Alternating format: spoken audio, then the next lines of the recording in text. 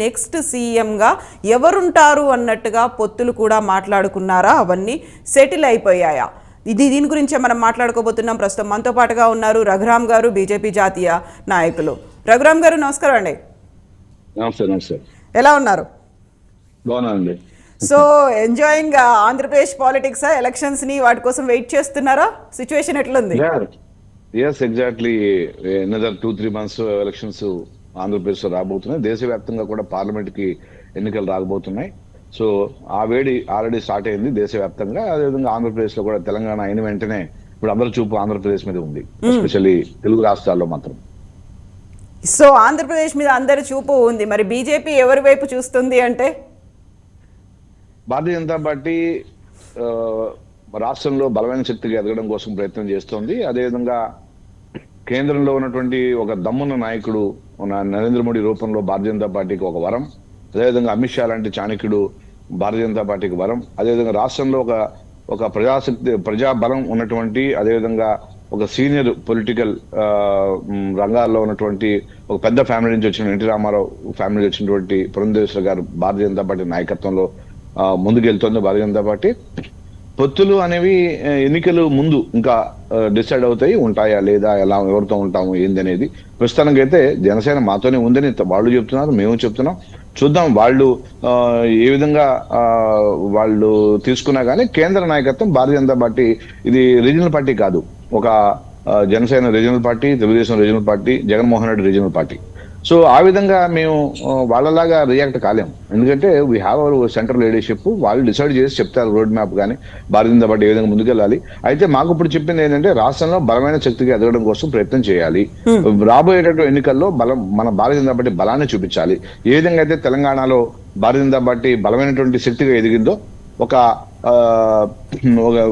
Vote share ని ఏ విధంగా పెంచుకోగలిగిందో అదేవిధంగా ఆంధ్రప్రదేశ్ లో కూడా చేయాలనే ఉద్దేశంతోనే భారతీయ జనతా పార్టీ ముందుకెళ్తుందండి. సో తెలంగాణలో భారతీయ జనతా పార్టీ బలమైన శక్తిగా ఎదిగింది అని మీరు అనుకుంటున్నప్పుడు అది జనసేనతో కలిస్తే ఎదిగిందా, లేకపోతే ఇండివిజువల్ గానే ఎదగలిగిందంటారా? సో ఇండివిజువల్ గానే ఎదిగిందండి. ఎందుకంటే ఇన్ని రోజులు ఇది ఎలక్షన్ ముందు ఎన్డీఏలో భాగస్వామిగా ఉన్నాడు కాబట్టి జనసేనని అక్కడ చివరిలో పొత్తుకి వచ్చి 8 సీట్లు కంటెస్ట్ చేయడం జరిగింది. వేరేస్ భారతీయ జనతా పార్టీ మొదటి నుంచి కూడా అక్కడ ప్రభుత్వంతో కొట్లాడింది. భారతీయ జనతా పార్టీ రాష్ట్రంలో బలమైన శక్తిగా ఒక నిరూపించుకుంది కూడా ఎన్నికల తర్వాత. సో ఇండిపెండెంట్ గానే బీజేపీకి అది దక్కుతుందండి. సో అలాంటి సమయంలో జనసేనతో ఎందుకు పొత్తు పెట్టుకున్నారు? సో కేంద్రంలో ఎన్డీఏలో భాగస్వామిగా ఉన్నప్పుడు తప్పదండి, పెట్టుకోవాలి. ఎందుకంటే ఎన్డీఏలో ఉన్నారు. పవన్ కళ్యాణ్ స్వయంగా ఎన్డీఏ మీటింగ్ కూడా అటెండ్ అయ్యారు, కేంద్రంలో జరిగినటువంటి ఢిల్లీలో జరిగిన మీటింగ్ కి. సో మీకు మాతో ఉన్నారు కాబట్టి తెలంగాణలో ఆయన ఇండివిజువల్ గా కంటెస్ట్ చేయలేడు కాబట్టి మాతో కంటెస్ట్ చేశారు.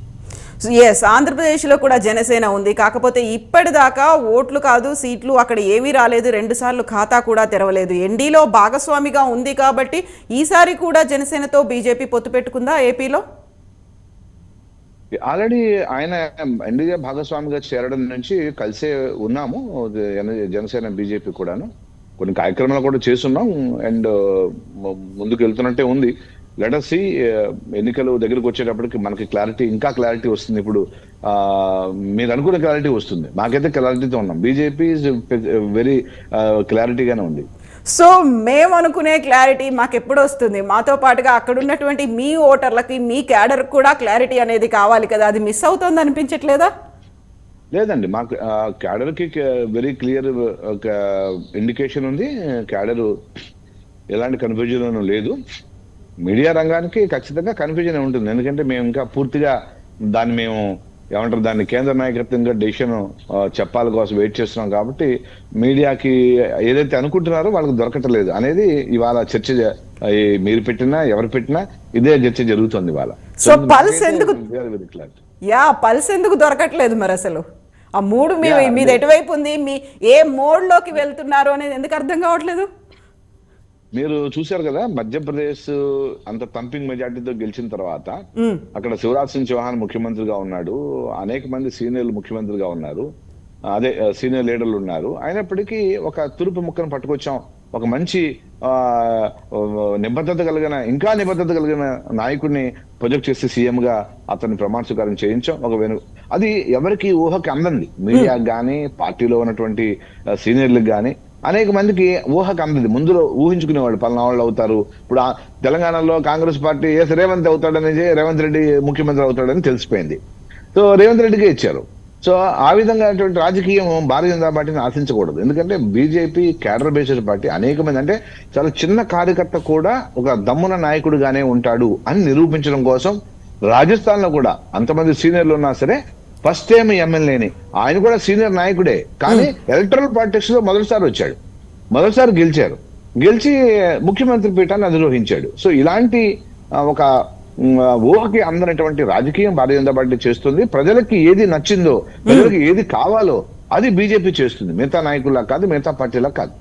అయితే ఇప్పుడు మీరు చెప్పినటువంటి రాజస్థాన్ కావచ్చు, మధ్యప్రదేశ్ ఎగ్జాంపుల్స్ లో వచ్చినటువంటి తురుపు ముక్కలు అందరూ అక్కడి నుంచి బీజేపీలోంచి ఎదిగిన వాళ్ళే, బీజేపీకి చెందినటువంటి ఎమ్మెల్యేనే అక్కడ సీఎం అయ్యారు. అలాంటి పరిస్థితి ఆంధ్రప్రదేశ్ లో ఉందా? ఎస్, ఎందుకుండదండి. అదే చెప్తున్నా మీకు. 4 సీట్లు ఉన్న హర్యానాలో 48 సీట్లు గెలిచి ఒకే దెబ్బకి ప్రభుత్వాన్ని ఏర్పాటు చేశాం. ఆ రెండోసారి కూడా ప్రభుత్వాన్ని ఏర్పాటు చేస్తాం హర్యానాలో. ఆ సుపరిపాలన చూపించి 2 సార్లు కంటిన్యూస్ గా గెలిచాం. అదేవిధంగా త్రిపురలో బీజేపీకి ఒక ఎమ్మెల్యే ఉండే. అలాంటిది నేను చాలా డిబేట్లలో కూడా చెప్పున్నా. అప్పుడు ఎలక్షన్ త్రిపుర ఫస్ట్ టైం 6 సంవత్సరాల క్రితం త్రిపుర ఎన్నికలు జరిగే ముందు నేను తెలకపల్లి రవి గారు లాంటి సీనియర్ కమ్యూనిస్ట్ భావజాలం ఉన్న వ్యక్తులు కూడా ఉన్నప్పుడు నేను బీజేపీ త్రిపురలో ఫామ్ చేస్తుంది ప్రభుత్వం అని చెప్తే నవ్వారు. నేను చెప్పే ఎలక్షన్ అయిన తర్వాత నవ్వుదురు కానీ సార్ అని చెప్తే అదే జరిగింది. త్రిపురలో ప్రభుత్వం ఏర్పాటు చేసాం. అదే విధంగా త్రిపురలో 5 సంవత్సరాల పరిపాలన చూసిన తర్వాత మళ్ళీ ఓటు వేయమని, పరిపాలన చూసి ఓటు వేయండి అని అడిగితే రెండోసారి త్రిపురలో ప్రభుత్వాన్ని ఏర్పాటు చేసే అవకాశం మొన్న ఈ మధ్యన జరిగిన త్రిపుర ఎన్నికల్లో కలిగించారు. సో అంచేత బీజేపీ వెరీ క్లారిటీగా ఉంది, సమర్థ నాయకత్వం ఉంది, దమ్మున నాయకత్వం ఉంది. అండ్ ప్రభుత్వము అనేక సంక్షేమ పథకాలతో పాటుగా అభివృద్ధి ఎజెండాని ఆంధ్రప్రదేశ్ ఇంప్లిమెంట్ చేస్తుంది. ప్రతిపక్షాలు ఏం మాట్లాడినా బీజేపీ గురించి ఆఖరికి ప్రజల సంక్షేమమే నరేంద్ర మోడీ ఒక లక్ష్యంగా, ఎజెండాగా పనిచేస్తున్నారు. సో ఇప్పుడు మీరు చెప్పిన అన్ని ఎగ్జాంపుల్స్ లో బీజేపీ ఒంటరిగానే బరిలోకి దిగింది. బీజేపీ తనంతట తానుగానే ఒక సీఎం అభ్యర్థిని ప్రకటించుకొని అక్కడ ప్రభుత్వం ఏర్పాటు చేసుకునే పరిస్థితి అనేది అక్కడ ఉంది. ఆంధ్రప్రదేశ్ లో కూడా అలాంటి పరిస్థితి ఉంటుందా వితౌట్ హ్యావింగ్ ఎనీ పొత్తు? అంటే ప్రస్తుతానికి పొత్తుతో ఉన్నాము. భారతీయ జనతా పార్టీ అదే చెప్తున్నా మీకు, రాష్ట్రంలో ఒక బలమైనటువంటి శక్తిగా ఎదిగింది. ఇంకా రాబోయే 2-3 నెలల్లో జరిగే ఎన్నికల్లో అది నిరూపణ అవుతుంది. ఎందుకంటే మా యొక్క అభివృద్ధే మమ్మల్ని గెలిపిస్తుంది. రాష్ట్రంలో బీజేపీ చేసిన, కేంద్ర ప్రభుత్వం చేసిన అభివృద్ధి ఏదైతే ఉందో అదే మాకు ఓటు బ్యాంక్ గా మారుతుంది, అదే మమ్మల్ని గెలిపిస్తుందని చాలా విశ్వాసంతో ఉన్నామండి.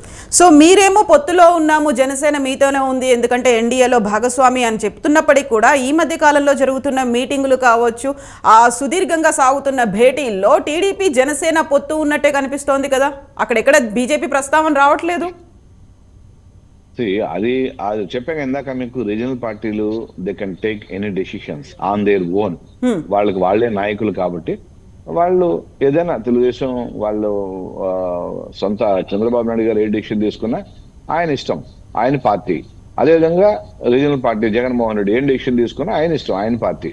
ఆ విధమైనటువంటి సమయంలో మేమైతే వేచి చూసే ధోరణే అవలంబిస్తాము. We will wait and watch. And we have our own plan, we have our own agenda, we have our own election strategy. So మీకంటూ ఒక ప్లాన్ ఉన్నప్పటికీ కూడా జనసేన టీడీపీఏ బలంగా ముందుకెళ్లాలనే ప్లాన్ తో ఉన్నట్టున్నారు. ఉమ్మడి కార్యాచరణ, ఉమ్మడి మేనిఫెస్టో, భవిష్యత్తు ప్రణాళికలు, వీటన్నిటి కోసం నిన్న రాత్రి కూడా భేటీ అయ్యారు కదా ఇద్దరు అధినేతలు. అందుకనే దీనికి మీరు ఏదైతే ఆశిస్తున్నారో సమాధానం, దాన్ని ఖచ్చితంగా త్వరలో మీకు వస్తుంది, ఇప్పుడు రాదు. అయితే మీరు ఇప్పుడు ఒక మాట అన్నారు, సరైన సమయంలో తీసుకుంటాము, దానికి కొంచెం టైం ఉంటుంది, వేచి చూసే ధోరణి అనుకున్నప్పుడు కార్యకర్తల్లో ఒక రకమైనటువంటి అసహనం అనేది రాదంటారా? తెలంగాణలో ఈ పరిస్థితి చూసాం మనం. లేదు, ఇక్కడ మీకు గమనించాల్సింది ఏంటంటే, ఒక సుశిక్షితులైనటువంటి, నిబద్ధతతో కూడినటువంటి, క్రమశిక్షణ కలిగినటువంటి కార్యకర్తలు భారతీయ జనతా పార్టీలో ఉన్నారు, నాయకులు, కార్యకర్తలు. సో మిగతా పార్టీల్లో ఆ అసహనము, ఆ ఏంటిది మీరు చెప్పినటువంటి అదే కన్ఫ్యూజన్, ఇవన్నీ ఉంటాయి. మాకు ఉండదండి. మా కార్యకర్తలకి వెరీ క్లియర్ మెసేజ్ ఉంది. They will follow the instructions of the high command. So ఈ మధ్య కాలంలో పవన్ కళ్యాణ్ నడ్డాతో కానీ మోదీతో కానీ భేటీ అయినటువంటి సందర్భాలు అసలు కనిపించలేదు కదా, ఎక్కువగా చంద్రబాబు నాయుడుతో భేటీ అయినంతగా. ఈ నేషనల్ పార్టీలో ఇప్పుడు గత 2 నెలలుగా 3 నెలలుగా మేము ఎన్నికల్లో బిజీగా ఉన్నారు. మన నడ్డా గారు కానీ, అమిత్ షా గారు కానీ, నరేంద్ర మోడీ గారిని మనం షేర్ చేసుకున్నాడుగా. మన పవన్ కళ్యాణ్ నరేంద్ర మోడీ గారు ప్రధానమంత్రి హైదరాబాద్ ఎన్నికల్లో డయాస్ షేర్ చేసుకున్నారు, మాట్లాడుకున్నారు. సో అంచేత దాని మీద అతను కలిసాడా లేదా, ఎన్నిసార్లు కలిసాడు, ఇలాంటివి అవసరం ఉండదండి. ఎందుకంటే వెరీ జాతీయ పార్టీ భారతీయ జనతా పార్టీ ఈ దేశంలోనే ప్రపంచంలోనే అతిపెద్ద సంఖ్యాబలం ఉన్నటువంటి, అంటే మెంబర్షిప్ ఉన్నటువంటి పార్టీ బీజేపీ. అంచేత క్రమశిక్షణ కూడా చూసారుగా. ఒక ఎమ్మెల్యేని ఎవరికి దమ్ముంటుందని చెప్పండి. ఫస్ట్ టైం ఎమ్మెల్యేని ముఖ్యమంత్రి